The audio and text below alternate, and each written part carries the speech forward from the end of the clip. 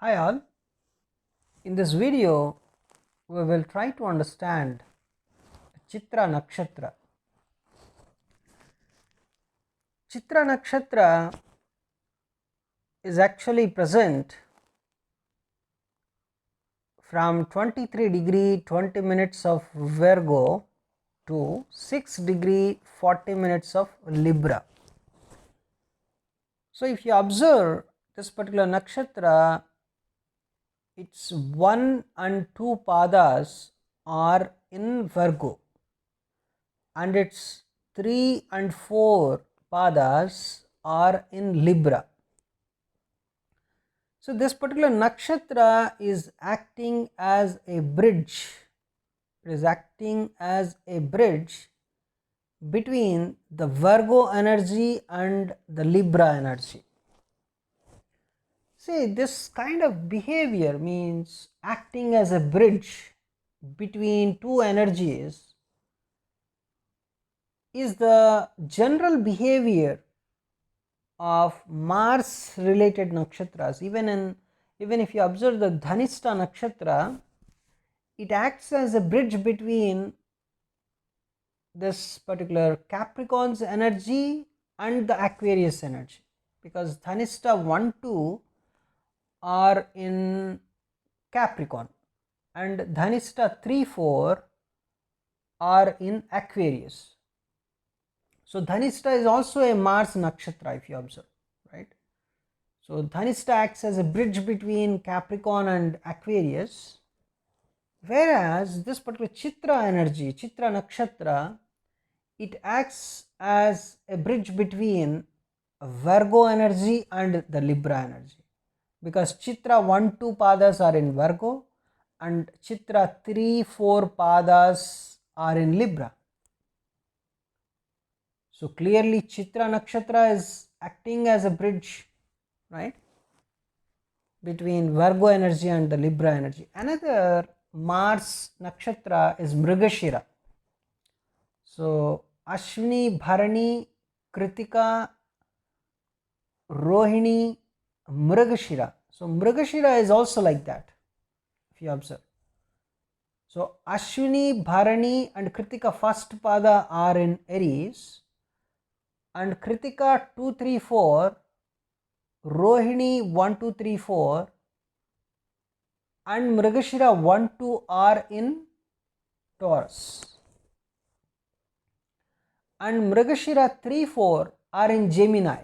So Mrigashira, which is a Mars nakshatra, is acting as a bridge between Taurus energy and the Gemini energy.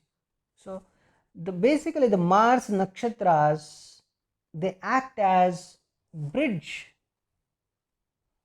right. They are actually acting as bridge between two signs, that is Mrigashira is from Taurus to Gemini. And even more if you observe, they are acting as bridges between an earthy sign and an airy sign. So Capricorn is an earthy sign and Aquarius is an airy sign, and Dhanishta is acting as a bridge there. And here also Mrigashira, which is acting as a bridge between a Taurus, which is an earthy sign, and Gemini, which is an airy sign. It is acting as a bridge because Mrigashira 1 2 padas are in Taurus and Mrigashira 3 4 padas are in Gemini. And here also the Chitra, which is a Mars nakshatra, is acting as a bridge between the Virgo sign and the Libra sign, where Virgo sign is a pure earthly sign and this particular Libra, which is an airy sign, right. So all the Mars nakshatras, they have this kind of tendency to act as bridge between an earthy sign and an airy sign. So Chitra is one of the few nakshatras which are represented by a single star. So its star is commonly known as Spica. it is called as the Spica, or it is also called as the Alpha Virginis, right. So it is represented by a single star, that is another speciality of Chitra. So this particular Chitra, which is commonly known as Spica or Alpha Virginis, it lies in the lower back part of the Virgo sign, lower back part, because Virgo is starting, right. When Virgo is starting, you can find in the Virgo's ending, you can find this Chitra nakshatra, right. In the starting, if you see Leo is starting Magha, and then Purva Falguni, then Uttara Falguni. The Uttara Falguni, 2, 3, 4 padas, Uttara Falguni 2, 3, 4 padas are in Virgo, and in the middle of Virgo you can find the purest Virgo, that is Hasta, and after Hasta you can find the Chitra, the 1, 2 padas. So Chitra is at the ending of Virgo sign, right. So that is why we say this particular Chitra nakshatra, it is lying in the lower back part of the sign Virgo, right. So it can be said to be placed around the region where the hips of the maiden formed by the shape of the Virgo sign would lie. The hips, so generally Virgo sign is represented by a maiden, right. So the hips of the maiden, where the hip of the maiden is starting, right. So that is where this Chitra nakshatra is lying, right. So you can always interpret Virgo sign as a maiden, and the hip, from hip onwards you can clearly find this particular Chitra energy, right. So it is one of the brightest stars in the night sky with a visual magnitude of 1.06, such a very less visual magnitude, which is indicating a very brighter, very great brightness, because if the visual magnitude is very less, then brightness is automatically more. So here the visual magnitude is only 1.06, so automatically the brightness is more, right. So you can clearly see it. See, if in today's environment where you can find a lot of lights outside, you cannot find it with naked eye, but if you just go away from this whole environment, the modern environment, and if you get a chance, right, to see the sky from a completely darker area, right, then you can clearly identify this Chitra nakshatra. It is having a very great brightness. Just imagine the brightness of Chitra nakshatra, 1.06. The kind of visual magnitude is very less visual magnitude. So if the visual magnitude is very less, then automatically the brightness is more. There is an inverse relationship between the visual magnitude and the brightness. So the visual magnitude of the nakshatra, the Chitra nakshatra, is only 1.06. So it can be spotted even in the polluted skies over big metropolitan cities sometimes, if you clearly observe it, but if you find a darker area where you cannot have any kind of polluted sky, then polluted sky in the sense it can be because of the dust, or because of the dusty air, or because of the lights that you have around, right. So that is the polluted sky. So if you are away from this kind of polluted sky, just imagine you can clearly witness the brightness of Chitra energy. So Chitra is a nakshatra having one and only one star. It is a few among the nakshatras having only one star. So every nakshatra consists of some stars, of course, right? But some nakshatras, they consist of only one single star, that is Chitra. So what ancient Vedic sages observed from this particular Chitra nakshatra, they identified this nakshatra as a residence of Vishwakarma, the divine architect. So Vishwakarma is a community, it's also a community, and of course there was a god called Vishwakarma. So Vishwakarma community is responsible for building all the temples and everything in the ancient India, the sculptures, right? So the architects mainly, right? So this Vishwakarma community, you can just see the Indian temples everywhere, right? The greatness of Indian temples. So when these temples they got built, just imagine hundreds and thousands of years ago also. So Vishwakarmas built those temples, and just imagine those temples are still present these days also. And just imagine the intellect of ancient Indian Vishwakarma communities, intelligence and their strength and their power to build the temples, right? So Vishwakarma is actually, he is a god, right? He is a god, and he is a divine architect. In ancient Vedic times, Vishwakarma was even today in some parts of the Bengal, or in most of the parts of the West Bengal, so they pray Vishwakarma. Vishwakarma is a divine architect, means he only built the heavens and everything. So in Hindu literature, or in ancient Vedic literature, Vishwakarma got a very great importance, because the Vishwakarma community is treated as descendants of Vishwakarma, the god, right? And just imagine, if you want to see the greatness of Vishwakarma community, just visit all the Indian Hindu temples, and all the Indian Hindu temples, see the greatness, see the intelligence mainly. There are so many varieties of Indian temples where you can find something like, let us say, on a particular day the sun's light must fall on the idol, only on that particular day, right?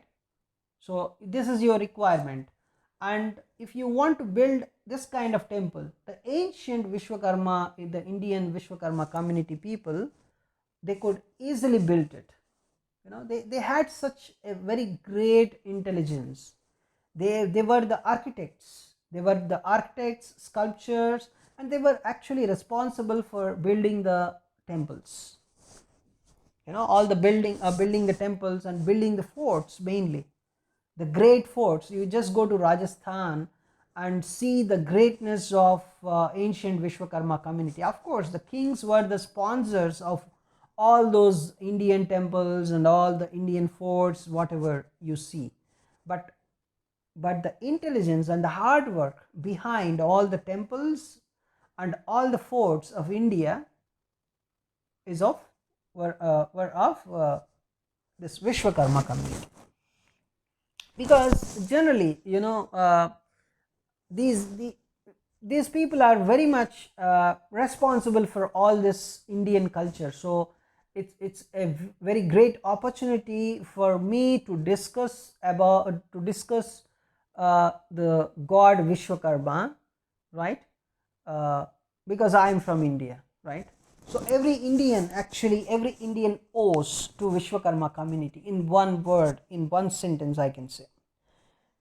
Now to move on, so Chitra conveys a wide variety of meanings, if you observe the meaning of this particular nakshatra, if you observe, right? So Chitra means so bright, it's brilliant, it's art, it's artful, beautiful, so many colored. A Chitra is a kind of, it's a painting, it's a visually exciting, visually as a magical, right? So it's glittering. So that is Chitra. So this particular nakshatra conveys more of its inherent qualities through its name than any other nakshatra. So just see that two-letter word Chitra, that's it. With two-letter word, see, it is conveying a lot of information. It's Chitra, right? So it's beautiful, it's many colored, it's brilliant, bright, artful, the artfulness, right?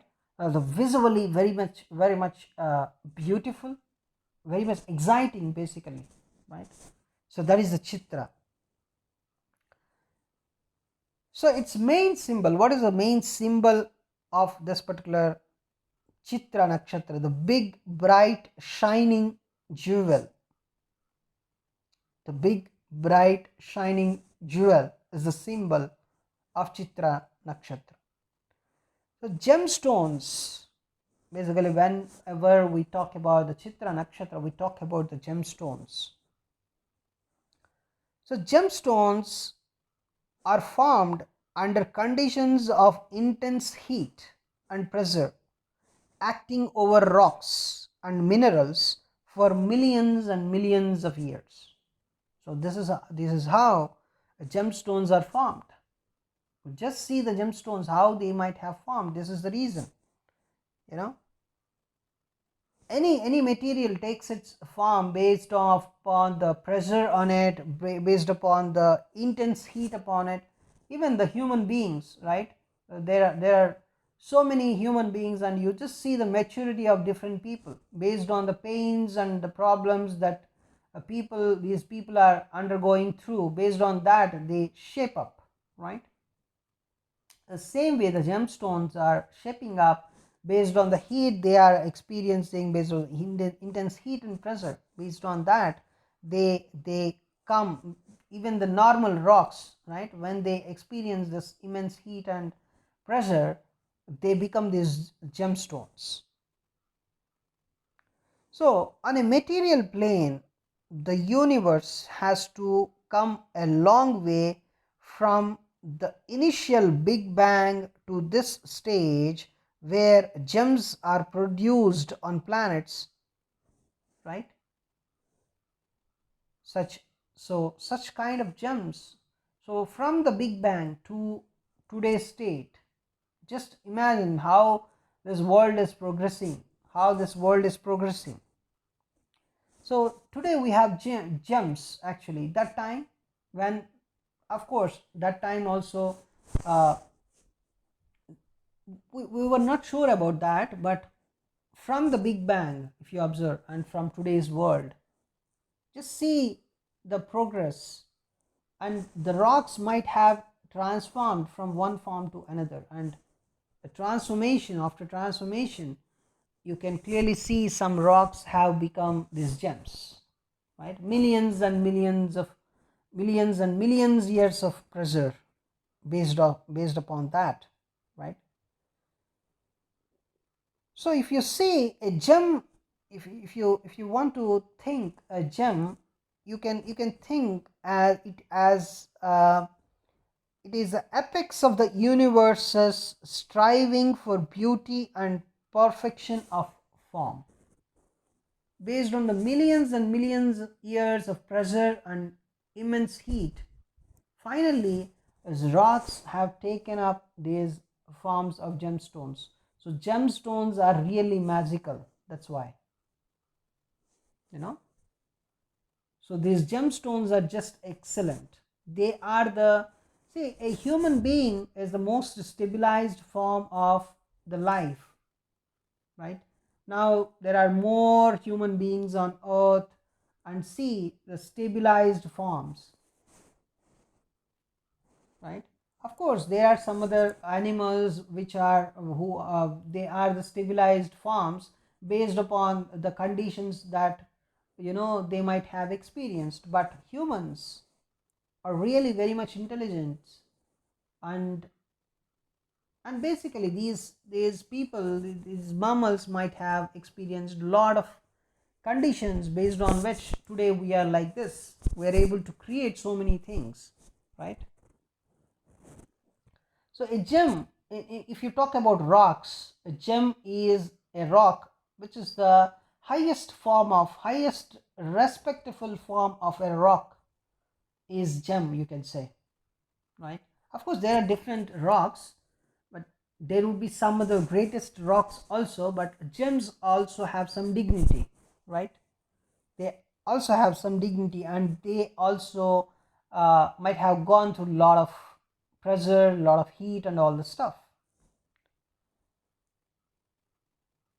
So clearly, Chitra, Chitra is a beautiful nakshatra. Chitra is another level and perfection of form, right? Even in Hasta also, just before Chitra, you can see Hasta nakshatra, which is having some kind of artistic qualities, but Chitra is a bit more. It is actually, it is associated with the final appearance and form of everything in nature, because Chitra is the perfection, right? Because once a form is established after millions and millions of years, that is treated as a perfect and stable form. That is the final perfection, right? So Chitra is such perfection. You can observe a kind of perfection when you are interacting with Chitra energy people. You can experience some kind of perfection. Maybe the perfection is in terms of the work that they are doing, or the way they are speaking, right? Or the way they are looking at you. There is some kind of the energy of perfection. So that is Chitra, right? So it is more, they are a bit perfect than this particular Hasta energy also. Even the sign of Virgo itself is it's the sign of Virgo itself consists of some perfectionism. The energy of perfectionism is present in the sign of Virgo, in the zodiac sign of Virgo. And Hasta is the core of Virgo. So you generally say Hasta energy is perfectionism, as a perfectionist, right? But Chitra is more. Chitra is more compared to Hasta, right? Because just imagine the Chitra. Whenever you're talking about Chitra, you talk about gemstones, you talk about the artwork. What is the kind of artwork you're talking about? The Vishwakarma. Here you're talking about the Vishwakarma. See, Vishwakarma is a divine architect, right? So people in ancient Vedic times, people used to say Vishwakarma was lying in that Chitra nakshatra. It's a residence of Vishwakarma is Chitra. People used to believe that, right? So Vishwakarma itself is lying there, means what? Vishwakarma energy is in Chitra, a perfectionism. In ancient Vedic culture, they used to believe that God ordered Vishwakarma, means another god, right? Of course, Vishwakarma is also a god. So Vishwakarma only built the heaven, the perfection, right? So that is the kind of artwork they can do. Vishwakarma is a perfectionist, and Chitra is another example. It's a pinnacle of that perfectionism, right? So the final appearance and form of everything in nature, because that is a perfect form. You just look at a leaf.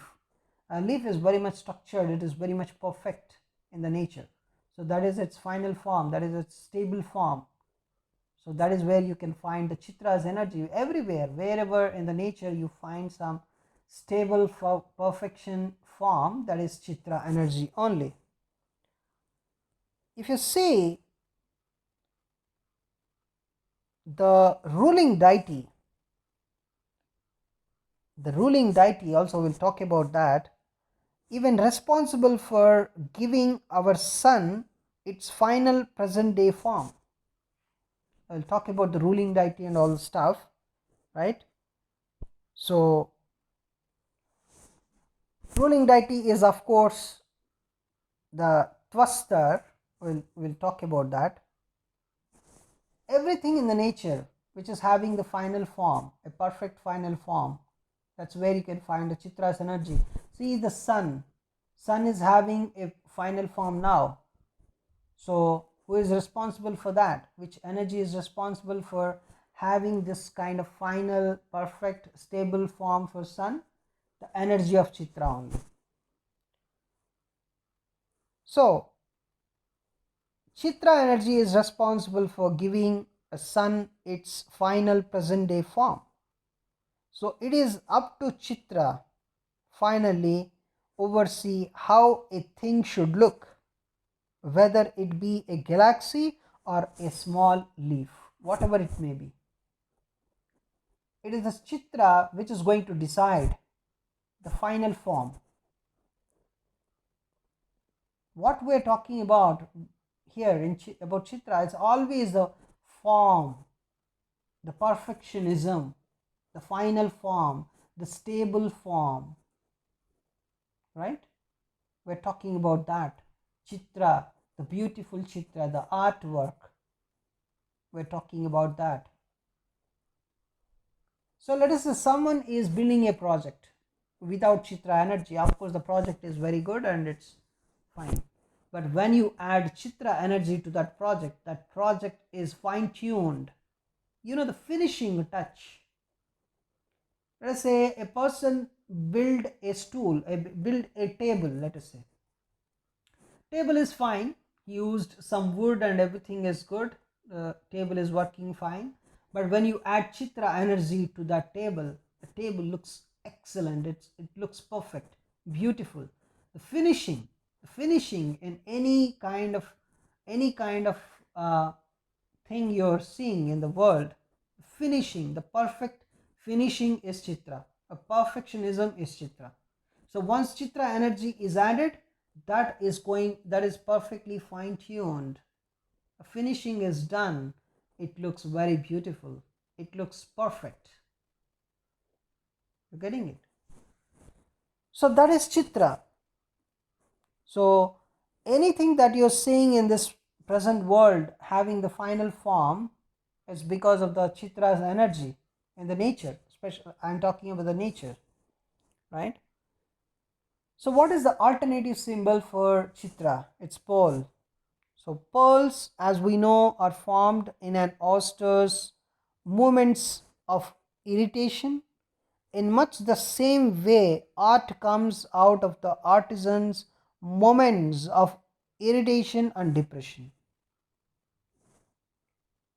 So Chitra is actually related to the mysterious essence behind creativity. So there is a struggle. Whenever you're talking about Chitra, you talk about struggle also, because without struggle there is no perfectionism. So Chitra is related to that kind of struggle also, struggle, and then finally it reaches to the perfectionism. It reaches to some very good, excellent final form, right? So behind that creativity, behind that perfectionism and the final form, there was a struggle. We need to understand that energy also here, right? So there is a clear understanding of the universal laws also, you can say, because without understanding the universal laws,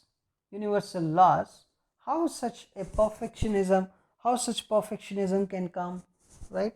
So obviously you can clearly see there is so the Chitra energy is nothing but a continuous struggle to attain a final beautiful, excellent, perfect form while trying to understand the universal laws of the nature. So that is a simple sentence for Chitra's energy. So it has the ability to fashion new, wonderful and delightful things out of seemingly nothing at all. It can make a very great thing out of nothing. You just give a rock, it will give you a very great idol. By the continuous struggle, understanding the universal laws of the nature and finally making it the perfect idol. So that is the energy of Chitra. So there's a kind of patience also involved here, right? The Virgo energy itself is having some kind of patience also, because they are the perfectionists. Basically they want to do something perfect, right? So in its, if you observe the higher aspect of Chitra energy, Chitra allows one to see beyond the illusion of form. So giving access to the pearl of true knowledge, that is also a kind of interpretation. Pearl is a pure knowledge. So it's something like attaining some pure knowledge. If you talk about the knowledge, so there is a continuous struggle, there is a continuous understanding process going on for so many days, so many months, so many years, and finally they put it in a beautiful form. That's why if you try to interact with Chitra energy people, you can clearly understand that they finally tell you something very beautiful, even though you know the thing already, but the way they tell is completely perfect.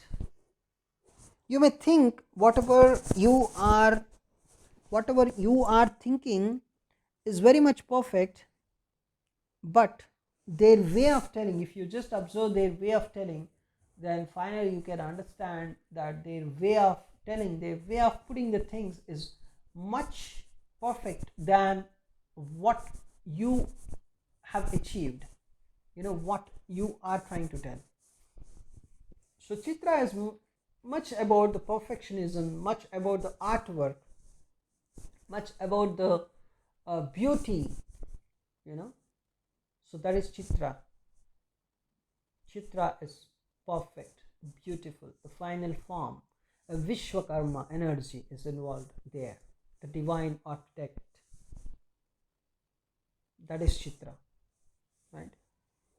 So we will talk about Chitra more. So the symbolism is pearl. So clearly, after a lot of struggle, only you can the natural struggle, the irritation and whatever, right? So after some irritation and depression, you can see the final perfectionism. So that is Chitra's energy, and we will talk about the deity of Chitra and also the different Chitra padas and all the stuff in our next video. That is, the Twastar is the deity, is a celestial architect, right? It is the main ruling deity of this particular Chitra nakshatra. So he is actually referred with the name Vishwakarma, the creation worker. Actually, in most of the Vedic literature, you can see this particular name as Vishwakarma. The Twastar is the Vishwakarma. So we will talk about Vishwakarma and also different the functioning of this particular Chitra energy. So Chitra energy is very beautiful. It's a perfection at peaks, right? So and also different pathas of this particular Chitra energy. We'll talk about that in our next video. Thanks for watching this video.